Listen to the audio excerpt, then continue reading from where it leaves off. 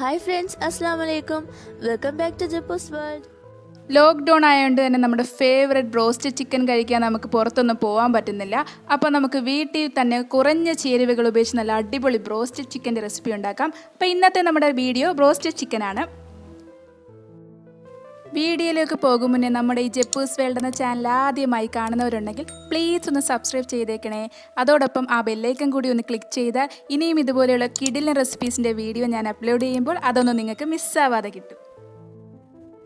ഇതിനു വേണ്ടി ഞാനിവിടെ എടുത്തിട്ടുള്ളത് 1 കിലോ ചിക്കനാണ്. അപ്പോൾ ഫസ്റ്റ് സ്റ്റെപ്പ് ചിക്കൻ മാരിനേറ്റ് ആണ്. ചിക്കൻ മാരിനേറ്റിന് വേണ്ടിയിട്ടുള്ള ഇൻഗ്രീഡിയൻസ് എന്തൊക്കെയാണെന്ന് നമുക്ക് നോക്കാം. ആദ്യം നമുക്ക് ഉപ്പിട്ട് കൊടുക്കാം. ഉപ്പ് ആവശ്യത്തിന് ഇട്ട് കൊടുത്തിട്ട് നന്നായിട്ട് ഇതെല്ലാ ഭാഗത്തും എത്തുന്ന രീതിയിൽ നന്നായിട്ടൊന്ന് ഇളക്കി കൊടുക്കാം.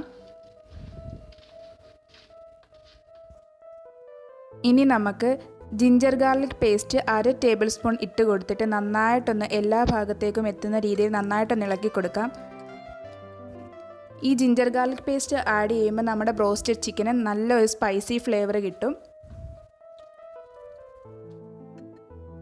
ഇനി നമ്മുടെ ചിക്കന് ഒരു ചില്ലി ഫ്ലേവർ കിട്ടാൻ വേണ്ടി നമുക്ക് 2 ടേബിൾ സ്പൂൺ മുളക് പൊടി ആഡ് ചെയ്തിട്ട് നന്നായിട്ടൊന്ന് മിക്സ് ചെയ്ത് കൊടുക്കാം.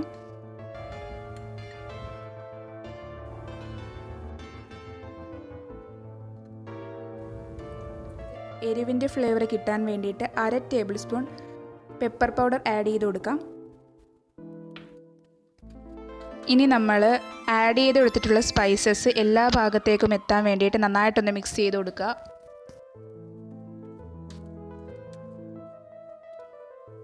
നമുക്ക് ഒരു 1/2 നാരങ്ങാനീര് ഒഴിച്ചു കൊടുക്കാം. ഇനി നമുക്ക് നന്നായിട്ടൊന്ന് മിക്സ് ചെയ്തെടുക്കാം. ഇതിലേക്ക് 1/2 കപ്പ് മൈദാമാവ് ഇട്ട് കൊടുക്കാം. ഇനി 3 ടേബിൾ സ്പൂൺ കോൺഫ്ലോർ കൂടി ഇട്ട് കൊടുത്തിട്ട് നന്നായിട്ടൊന്ന് മിക്സ് ചെയ്തെടുക്കാം. 1/4 കപ്പ് വെള്ളവും കൂടി ഒഴിച്ചു കൊടുത്തിട്ട് നന്നായിട്ടൊന്ന് മിക്സ് ചെയ്തെടുക്കാം.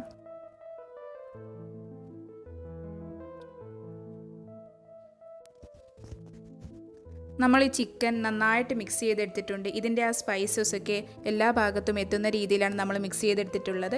ഇനി നമ്മൾ ചേർത്ത് കൊടുത്തിട്ടുള്ള ആ ഫ്ലേവറൊക്കെ ഈ ചിക്കനിലൊന്ന് പിടിക്കാൻ വേണ്ടി പിടിച്ചിട്ട് നല്ല ക്രിസ്പിനെസ് ആയിട്ടുള്ള ടേസ്റ്റ് കിട്ടാൻ വേണ്ടിയിട്ട് നമുക്ക് ഈ ചിക്കൻ ഒരു 20 മിനിറ്റ് നേരം റെസ്റ്റ് ചെയ്യാൻ വെക്കാം.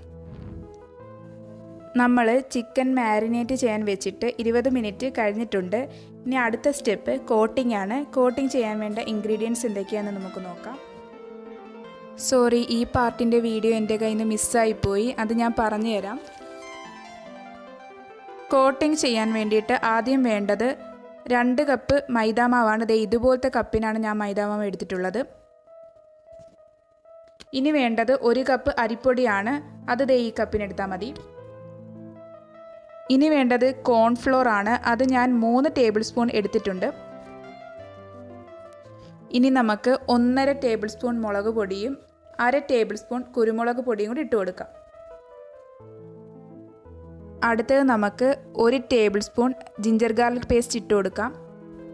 ഇനി ആവശ്യത്തിന് ഉപ്പും കൂടി ഇട്ട് കൊടുത്തിട്ട് നന്നായിട്ടൊന്ന് ഇളക്കി യോജിപ്പിച്ചെടുക്കാം. ഉപ്പ് കുറച്ചിട്ട് കൊടുത്താൽ മതി, കാരണം നമ്മൾ ആദ്യം മാരിനേറ്റിന് വേണ്ടി ഉപ്പിട്ട് കൊടുത്തിട്ടുണ്ടായിരുന്നു. ഈ കോട്ടിങ്ങിൻ്റെ ഇൻഗ്രീഡിയൻസ് എല്ലാം കൂടി നമ്മൾ നന്നായിട്ട് മിക്സ് ചെയ്തെടുത്തിട്ടുണ്ട്. ഇനി നമുക്ക് ഈ ചിക്കൻ ഇതിലേക്കിട്ട് മിക്സ് ചെയ്യാം.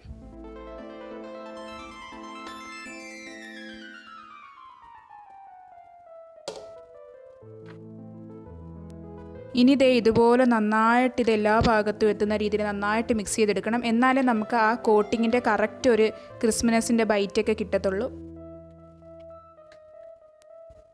ഈ ചിക്കനെല്ലാം നമ്മൾ നന്നായിട്ട് മിക്സ് ചെയ്തെടുത്തിട്ടുണ്ട്. ഇനി നമുക്ക് ഓരോ കഷ്ണവും എടുത്ത് ഇതുപോലെ കുടഞ്ഞിട്ട് ഇത് ഈ അരിപ്പത്ത് പാത്രത്തിലേക്ക് ഇട്ട് കൊടുക്കാം. ഇനി അടുത്ത സ്റ്റെപ്പ് നമ്മൾ ചെയ്യേണ്ടത് ഇതാണ്. അതിന് ഇതുപോലൊരു ബേസിനിൽ കുറച്ച് വെള്ളം എടുക്കുക. എന്നിട്ട് നമ്മൾ നേരത്തെ കോട്ട് ചെയ്ത് വെച്ചിട്ടുള്ള ഈ ചിക്കൻ ഇതിലേക്ക് ഒരു 5 സെക്കൻഡ് നേരം ഡിപ്പ് ചെയ്ത് വെച്ചിട്ടെടുക്കുക.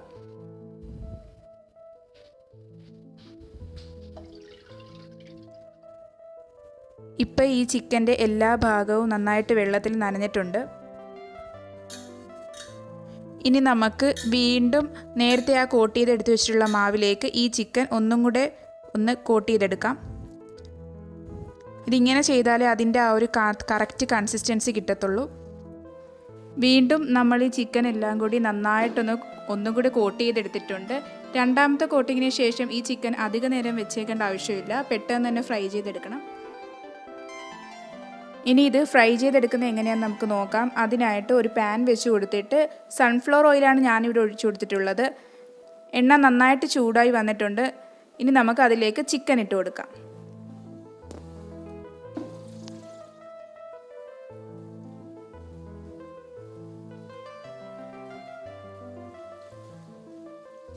ഇനി നമുക്ക് ഇതിൻ്റെ ഒരു ഭാഗം നന്നായിട്ടൊന്ന് ഫ്രൈ ആയി വന്നതിന് ശേഷം നമുക്ക് ഇതൊന്ന് മറിച്ചിട്ട് കൊടുക്കാം. കാരണം നമ്മൾ കോട്ടിംഗ് ഒക്കെ ചെയ്തിട്ടുള്ളത് കൊണ്ട് ഇതിൻ്റെ ഉള്ളൊക്കെ നന്നായിട്ട് ഒന്ന് ഫ്രൈ ആയി വരണം. ഇപ്പം ഒരു സൈഡ് നല്ല ഫ്രൈ ആയിട്ട് ഒരു ഗോൾഡൻ ബ്രൗൺ കളറിൽ വന്നിട്ടുണ്ട്. ഇനി നമുക്ക് മറ്റേ സൈഡിലോട്ട് മറിച്ചിട്ട് കൊടുക്കാം. ബാക്കിയുള്ള ചിക്കനും കൂടെ ഇതുപോലെ ഇട്ട് കൊടുക്കാം.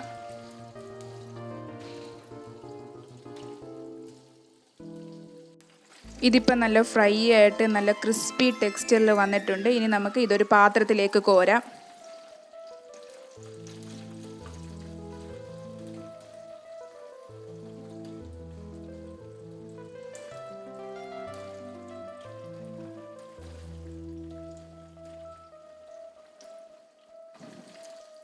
ചിക്കനിലെ ഓയിലൊക്കെ നന്നായിട്ട് പോകാൻ വേണ്ടി ഇതുപോലെ ഒരു അരിപ്പ വെച്ച് കൊടുക്കുന്നത് നല്ലതാണ്.